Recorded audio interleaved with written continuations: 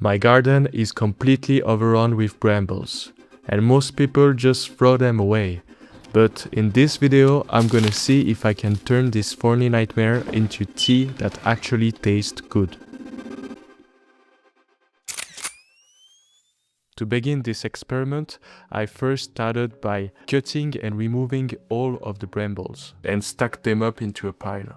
Now we just have to turn this into tea. I put all of my leaves into a wooden box so they can start to wilt and release their moisture.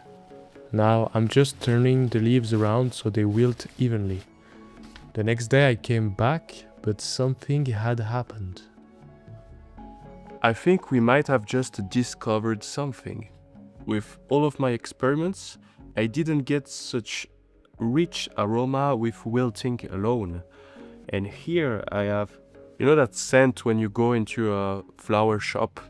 That's pretty much what it smells like, with the added passion fruit notes. This is amazing. So what's happening here? We put a big amount of leaves into a box, and the leaves started to wilt at the surface, but the bottom leaves were under a different environment. They had higher humidity, low oxygen, and pressure from the leaves above them. Something about these three parameters permitted incredible aromas to develop. When the wilting was done and the midrib could bend without snapping, I put the leaves in a plastic bag and put them in the freezer. 24 hours later, I picked the leaves out of the freezer and let them thaw. The reason I freeze the leaves is because it breaks the cell structure of the leaves and allows for oxidation, which is exactly what's happening in black tea making. Now, because we're dealing with difficult leaves, like they have thorns on them, so it's hard to process them. You can find various ways to bruise them to induce even more oxidation, like I did here. Then I put some weight on them and cover with a damp cloth. You have to let it sit for 6 to 8 hours for it to fully oxidize. Or there's a hack. In the 1930s, a British tea technologist invented a new method to process tea. He was seeking a simpler way to mass produce tea, and he came up with a method called CTC, which stands for crush, tear, and curl. Basically, the leaves are put into machine and kind of crushed and cut and torn apart at the same time, which induces a really quick and potent oxidation. You're probably familiar with it because that's actually the stuff you find in regular black tea bags. Now, why is this technique relevant for us? Well, we can't really bruise our leaves by hand because of their thorns, and therefore we can't really achieve high oxidation. But we can mimic this CTC method at home using a simple meat grinder. By using this, we avoid dealing with the thorns, and we actually manage to highly bruise and therefore oxidize our leaves, which will give us better flavor transformation at the end. As you can see here, it already started to oxidize. Our leaves turned way darker. Here again, let it sit for 6 to 8 hours. When it's done, you could just dehydrate it and it's done. But I believe we can go even further. Now, I think we learned a few videos back, when dealing with old and low quality leaves as we have here, it is better to go under high processing to achieve good results at the end.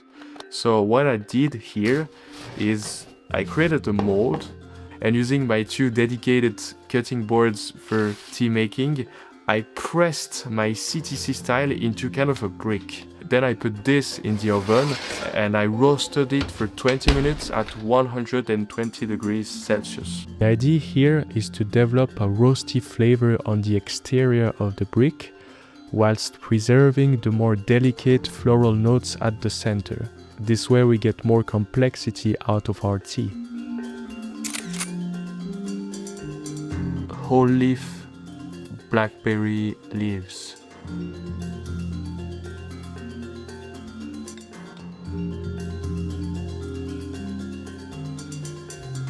Okay, so it has a pretty nice color. The rest is going for the tippet. Now here's the simply dried CTC style. So yeah, the color is definitely stronger on this one. I mean, it's the CTC style and therefore we got much more oxidation.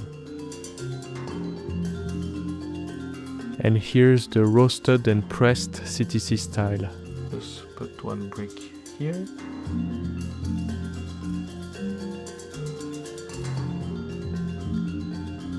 I'm not sure if it's darker than the previous one, but definitely darker than the first. Up we have our whole leaves, which has a nice color. Then the CTC style simply dried and CTC style but roasted. Let's taste them. Ooh.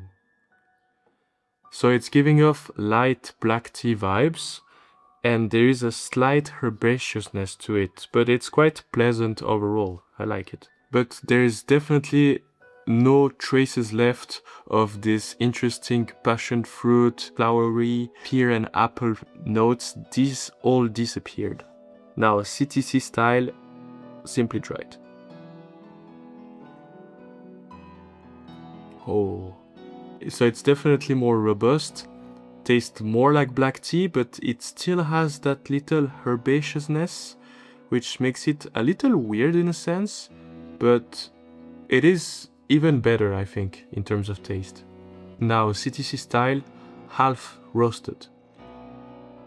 Oh, okay. This is really good.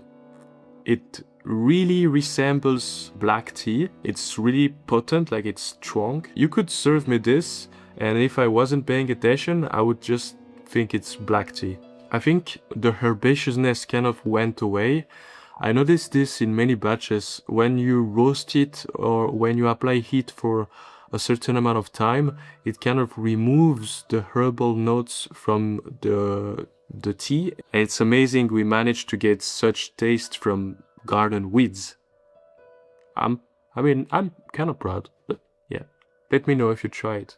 Now you can apply a similar processing into other plants, and if you're interested about that, I recommend you to check my free mini guide. Also, I gather all of the insights I make from my own experience, alongside the theory from Chinese and Russian tea making traditions, and put them all into a course if you want to go deeper into the art of making your own tea. I hope you liked this video, and until the next, stay rooted.